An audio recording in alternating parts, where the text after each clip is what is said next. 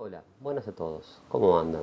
Bueno, en el día de hoy vamos a ver el texto de Margarita Robertazzi, Representaciones sociales e imaginario social. El concepto de representación social fue formulado por Serge Moscovici. Para él se trata de un sistema de valores, ideas, prácticas que tiene una función doble. Por un lado, establecer un orden que le permite a los individuos orientarse en su mundo social, material y simbólico. Y por el otro lado, facilitar la comunicación entre los miembros de la comunidad, estableciendo un código y una historia compartida.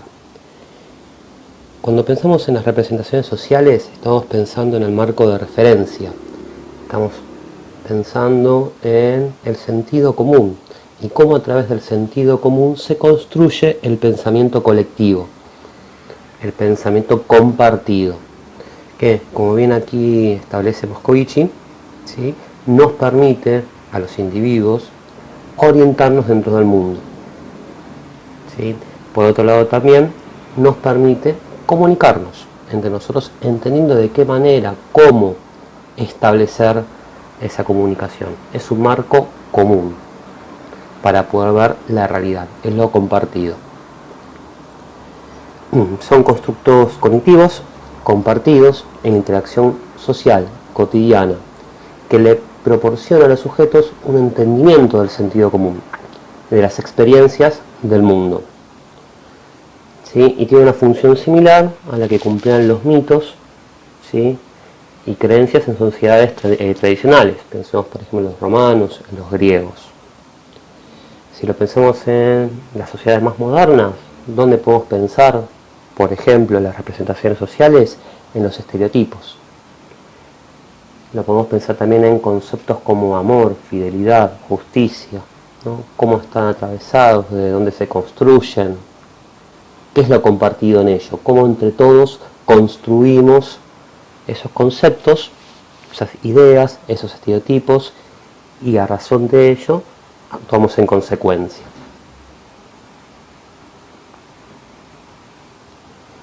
Las representaciones sociales incluyen tanto el estímulo como la respuesta que provoca, ¿sí? Tiene este canal de doble salida, estímulo-respuesta, se construyen y reconstruyen a sí mismos. Moscovici va a decir que las representaciones sociales son entidades casi tangibles, que circulan, se cruzan y se cristalizan sin cesar en nuestro universo cotidiano, a través de la palabra, un gesto, un encuentro.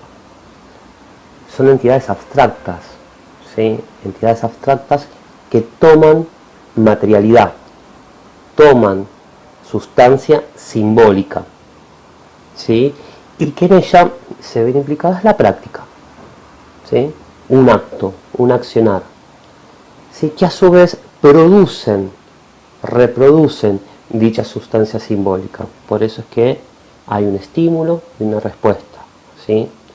Hay una construcción constante que se va reproduciendo, ¿sí?, en estas representaciones sociales, ¿sí?, estas ideas que van circulando de una generación a otra. Joderet va a nombrar una serie de características. Por un lado, va a decir que toda representación social siempre tiene un contenido que está constituido por un conjunto de informaciones, nociones, conocimientos referentes a un objeto social, ¿sí? El contenido de una representación social posee una dimensión figurativa que está asociado a imágenes, ¿sí? Hay una dimensión simbólica que se pone en juego y que adquiere significado, bien, gracias al lenguaje, ¿sí?, que es lo compartido entre todos. Por otro lado, bueno, ocupa el lugar de objeto, ¿sí? Se tiene con una relación de simbolización, ¿sí?, y también de interpretación mediante el lenguaje. Está la posibilidad de otorgarle un significado. También podemos pensar que está la característica de sujeto. La representación social es siempre de un sujeto, individuo, familia, grupo, clase, ¿sí?, con relación a otro sujeto, o sea, de uno hacia otro, ¿sí? en el cual percibe al objeto social y elabora sobre el mismo los contenidos. Las representaciones sociales están siempre compartidas por un grupo social de referencia, es lo compartido. ¿Bien? Por eso también es una forma de conocimiento y es eficaz socialmente. ¿Sí? Se trata de un saber práctico por sobre el cual, ¿sí?, el mundo entiende a esas representaciones sociales. Los procesos de anclaje y objetivación son los determinantes de la producción y el funcionamiento de las representaciones sociales. Y se los puede entender del siguiente modo. La objetivación es el proceso por el cual se le otorga realidad material a una entidad abstracta. ¿Sí? Por eso es la objetivación, se le da contenido, materialidad. ¿Sí? Se equipara el concepto con la imagen. Para ello lo que se hace es seleccionar una parte de la masa de conceptos, ¿sí?, que se relacionan con dicho objeto. ¿Bien? Y ahí se establece la objetivación.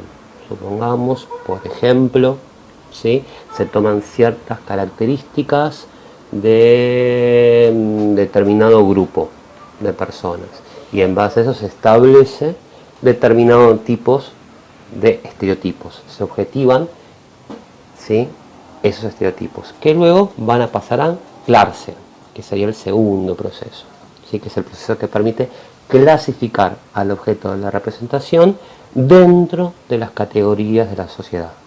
¿Sí? Ahí lo que se va a buscar es que tenga una utilidad, que ese objeto sea útil, que se inserte, ¿sí?, en las jerarquías ya existentes de normas, valores y producciones sociales. Entonces tenemos el proceso de la objetivación, que es el que le da realidad material, ¿sí?, de la entidad, tomando ciertas características de determinado grupo, por ejemplo, pensar en un estereotipo, ¿sí?, y una vez que esas características se toman, se objetivan, ¿sí?, se anclan en la sociedad. Pasan a tener, ¿sí?, este lugar de utilidad, este objeto de utilidad, ¿sí?, insertándose en las jerarquías, ¿sí?, insertándose en las normas, en los valores, en la producción social.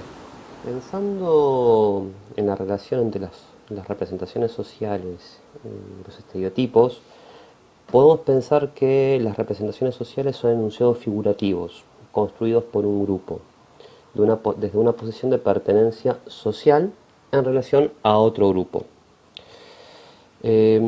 Las representaciones sociales tienen la capacidad de facilitar la aprehensión y la interpretación, porque permiten reducir, ¿sí?, a estos grupos a un código simple y operativo. ¿Sí? Poder de alguna manera reducir esta realidad a algo más operativo. Si pensamos en la palabra representar, ¿qué es representar? Bueno, es clasificar, es relacionar un contenido a una etiqueta. ¿Sí? Esta posibilidad de relacionar este contenido a una etiqueta facilita, ¿sí?, la posibilidad de poder procesar la información, ¿sí?, lo que se está observando, analizar situaciones y por ende también tomar decisiones. Al incluir al individuo en una de estas categorías, ¿sí?, lo que se está haciendo de alguna manera es incluir a este individuo a cierto grupo, ¿sí?, o cierto prototipo, ¿sí?, construido por personas, por individuos que comparten ciertas características. ¿Sí? O sea, estamos hablando de estereotipos grupales. En este caso lo que se busca desde el concepto de representación social, bueno, es de alguna manera poder verificar, entender cómo están construidos estos estereotipos, en base a qué, ¿sí?, para así lograr una mayor comprensión de los mismos. Representación social e imaginario social son conceptos similares pero no iguales, tienen diferentes orígenes. El concepto de representación social se origina, ¿sí?, de la psicología social, pertenece al paradigma de la cognición social. De hecho, está lleno de investigaciones en torno a este concepto, ¿sí?, en poder pensar cómo se constituyen los procesos de objetivación y de anclaje ante determinado tipo de representaciones, ¿no? Esto que hablamos hace un ratito de los estereotipos o de pensar determinadas ideas propias de determinado grupo, contexto social. ¿Sí? En cambio, el concepto de imaginario social proviene de la historia, proviene de las mentalidades, proviene de los movimientos sociales. ¿Sí? Es un concepto muy psicoanalítico. Imaginar es la capacidad de poder representar las cosas en el pensamiento y con independencia de la realidad. ¿Sí? Es una facultad mental que combina elementos, ¿sí? mediante la memoria, que antes fueron representaciones sensibles, ¿sí? permitiendo imaginarlos. Reconstituye y renueva lo que la sociedad considera como identidad. Y también regula la vida social. ¿Sí? Está compuesto por un conjunto de normas y valores que reconducen la vida social. ¿Sí? Y al igual que las representaciones, se trata de un sistema de representaciones. ¿Sí? Una forma en la cual la sociedad también nos controla. ¿Bien? Podríamos pensar que esto último que mencioné son los puntos en común que hay entre el imaginario y las representaciones. La diferenciación básica, fundamental, es en torno a su origen. ¿Sí? El imaginario social, más proveniente del mundo de la fenomenología, si se lo piensa, de la historia, del psicoanálisis, ¿sí? Y el concepto de representación social, que proviene de la cognición social. ¿Sí? Se crean, se establecen, se piensan, se llevan adelante investigaciones en torno a ese concepto. Bueno, hasta aquí con la clase de imaginario social y representaciones sociales. Cualquier consulta, duda, pregunta que tengan, estamos en contacto. Saludos.